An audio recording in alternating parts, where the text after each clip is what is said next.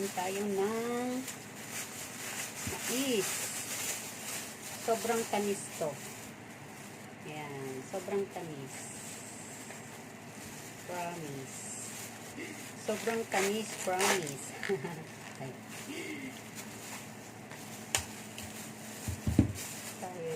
Para may ano tayo, may pang kape.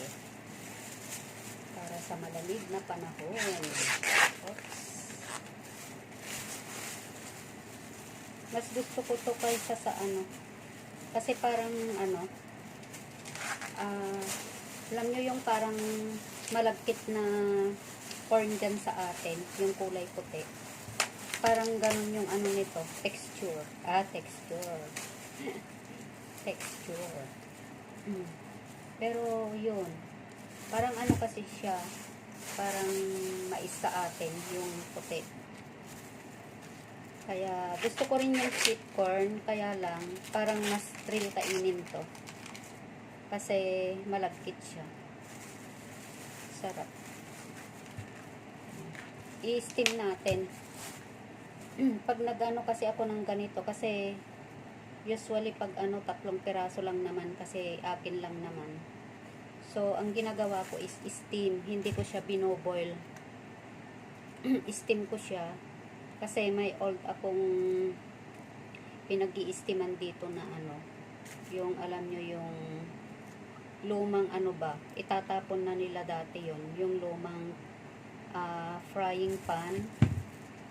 Tapos di ba mahilig sila dito ng dumpling na ini-steam.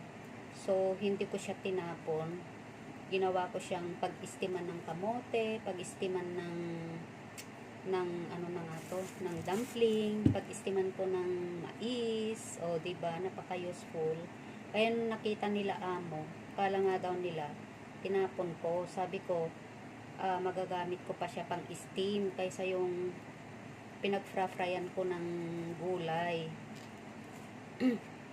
Steam lang naman siya. So, kumbaga, safe lang siyang gamitin, sabi ko. Ayun. Sabi niya, napaka-clever ko daw. Diba? Clever. Clever talaga. Iba pwedeng maparaan. Maparaan lang. Ayan. So, ayan. Mag-i-steam tayo ng corn. So, syempre, ayan.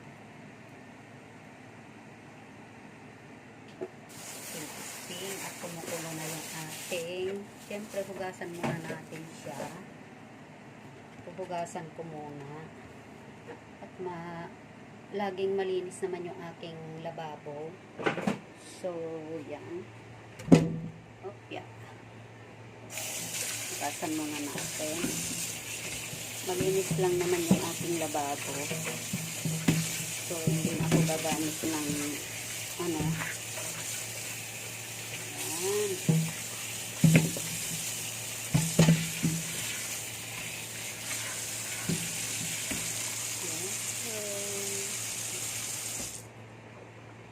Ganyan lang. Ayan, i-steam na natin.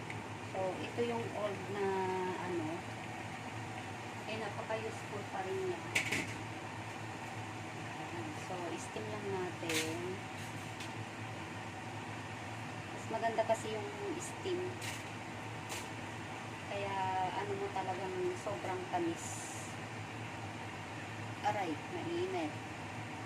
Ayan. So, steam natin ng 30 minutes para sure ball na lutong-luto, diba?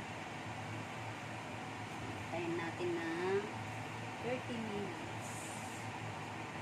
So, see you later.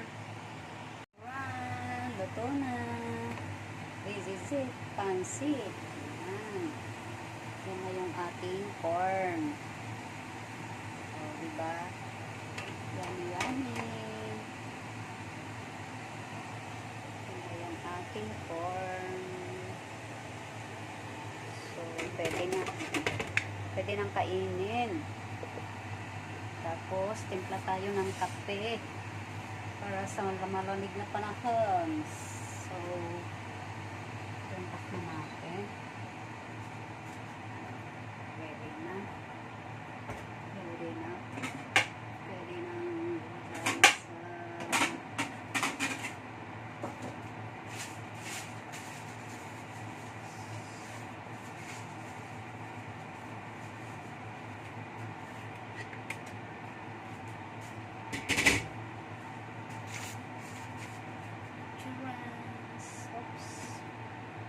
dry, mainit. Oops. Oops. Ready. It's ready. So, diba dry na dry? So, let's eat. Let's eat na.